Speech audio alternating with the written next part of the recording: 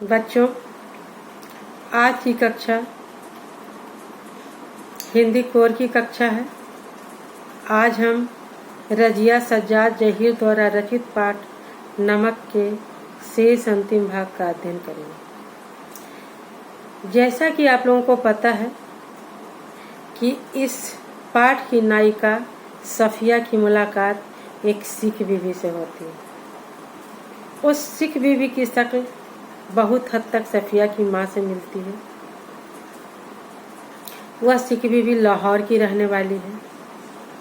दुर्भाग्यवश भारत पाक बंटवारे के बाद उसे भारत आना पड़ा, लेकिन उसकी संवेदनाएं आज भी लाहौर से जुड़ी हुई है। इसलिए सफिया जब उनसे पूछती है कि वह लाहौर जाने वाली है और उन्हें कोई ऐसी सौगात चाहिए जो बहुत प्रिय हो उनके लिए, तो वो लाहौर से लाकर उन्हें दे देगी। तब वो सिख बीवी सफिया से कहती है कि अगर ला सको तो थोड़ा सा लाहौरी नमक ला देना। पाकिस्तान से भारत आते वक्त सफिया अपने साथ नमक लेके आना चाहती है अपनी माँ के लिए, पर उसका भाई उसे नमक लाने मना करता है। उसका कहना है कि पाकिस्तान से नमक भारत ले जाना गैर कानूनी है। लेकिन सफिया इसे कानून से ना जोड़कर भावनाओं से जोड़ती है और कहती है कस्टम वाले भी इंसान होते हैं और उनके पास भी भावनाएं होती हैं। इस बात से उसका भाई झल्ला जाता है। अरे बाबा, तो मैं कब कह रही हूँ कि वे ड्यूटी ना करें।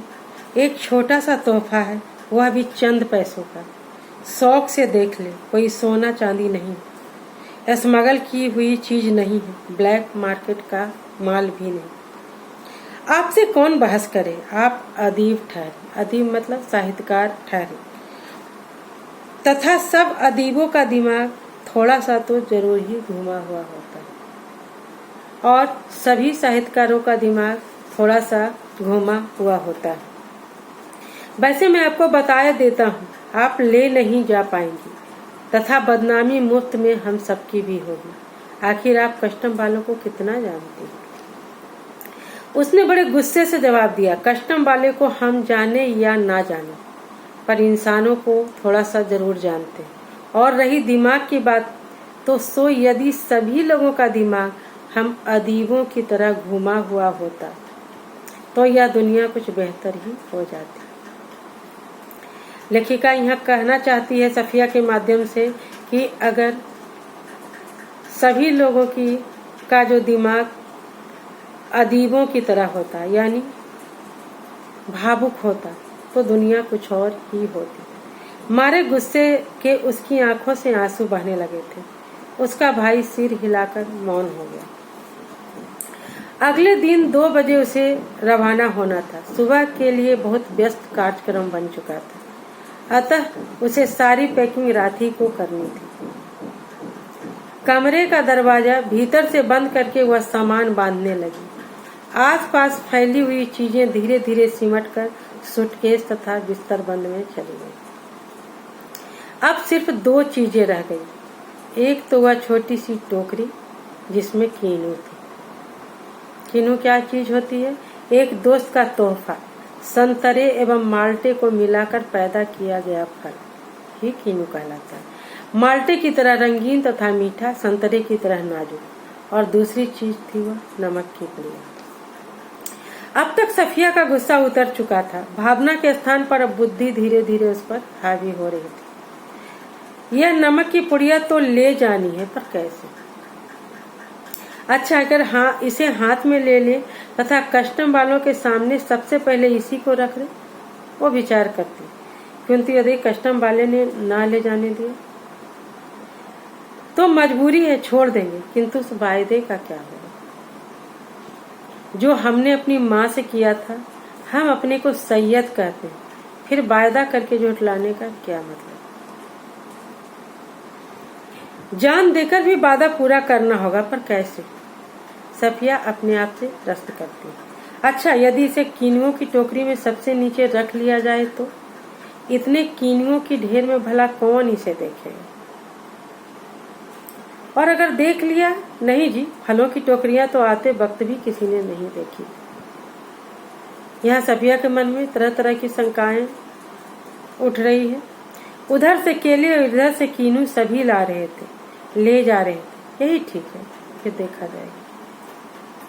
उसने सारे कीनू कालीन पर लौट दिए, टोकरी खाली की तथा नमक की पुड़िया उठाकर टोकरी की तह में रख दी। एक बार झाँक कर उसने पुड़िया को देखा तो उसे ऐसा महसूस हुआ जैसे उसने अपने किसी प्यारे को कब्र की गहराई में उतार दिया, क्योंकि सफिया की भावनाएं इस नमक से जुड़ी हुई थी।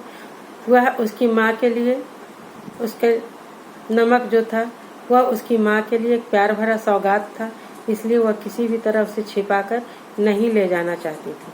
लेकिन जब उसे कीनुओं के बीच उसे छिपाना पड़ा तो उसे ऐसा लगा कि उसने अपने किसी प्यारे को कब्र की गहराई में उतार दिया।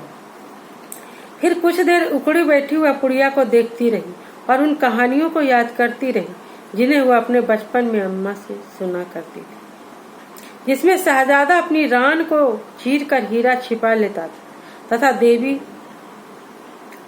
देवों, खौफनाक भूतों तथा राक्षसों के सामने से होता हुआ सरहदों से निकल जाता था। इस जमाने में ऐसी कोई तरकीब नहीं हो सकती थी, वरना वह भी अपना दिल चीरकर उसमें यह नमक छिपा लेती। उसने एक ठंडी आ भरी। फिर वह कीनुओं को एक एक करके टोकरी में रखने लगी, पुड़िया के आसपास और फिर ऊपर, यहाँ तक कि पुड़िया बिल्कुल छिप गई। आश्वस्त होकर उसने हाथ झाड़े, सूटकेस को पलंग के नीचे खिसकाया, टोकरी उठाकर पलंग के सिरहाने रखी तथा लेटकर दोहा ओढ़े। रात को तकरीबन 1:30 बजा था। मार्च की सुहानी हवा खिड़की के जाली से आ रही थी। बाहर चांदनी साफ और ठंडी थी। खिड़की के करीब लगा चंपा का एक घना पेड़, सामने की दीवार पर पत्तियों के अक्स लहरा रहा था। एक घना पेड़ था चंपा का और सामने की दीवार पर जिसके पत्तियों का अक्स मतलब प्रतिबिंब, छाया लहरा रही थी। कभी किसी ओर से किसी की दबी हुई खांसी की आहट, दूर से किसी कुत्ते के भौंकने या रोने की आवाज, चौकीदार की सीटी तथा फिर सन्नाटा। यह पाकिस्तान था। यहाँ उसके 3 सगे भाई थे, बेशुमार चाहने वाले दोस्त थे, बाप की कब्र थी, नन्हे नन्हे भतीजे भतीजियां थी जो सबसे बड़ी ही मासूमियत से, जो उससे बड़ी ही मासूमियत से पूछते, फूफी जान आप हिंदुस्तान में क्यों रहती, जहाँ हम सब लोग नहीं आ सकते।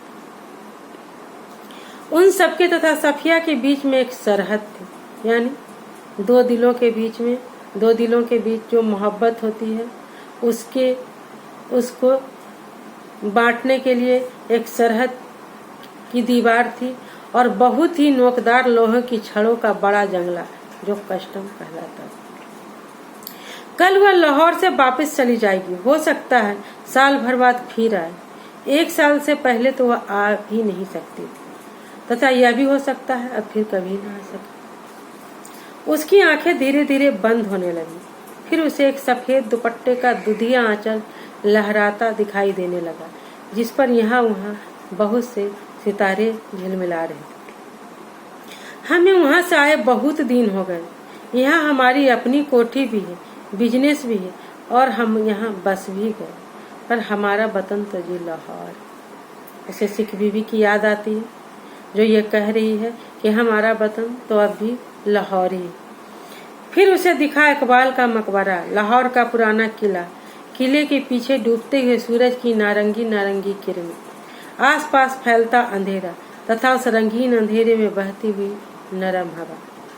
उस नरम हवा में रची हुई मौलीश्री की खुशबू तथा मकबरे के सीढ़ियों पर बैठे हुए 2 इंसान सिर झुकाए, उदास जैसे 2 बेजान सी परछाई।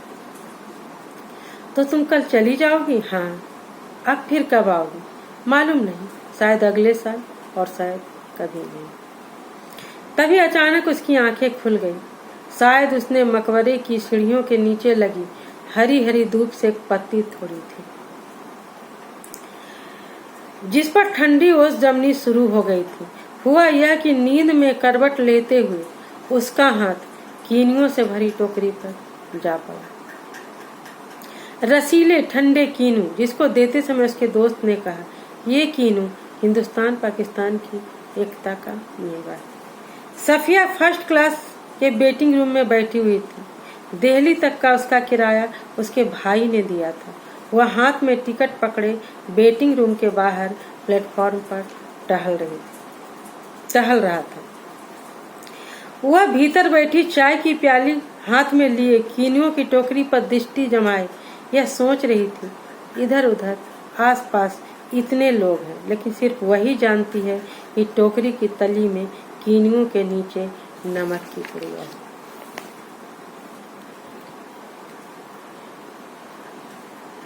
इस पाठ के शेष भाग का अध्ययन हम इस वीडियो के अगले भाग में करेंगे।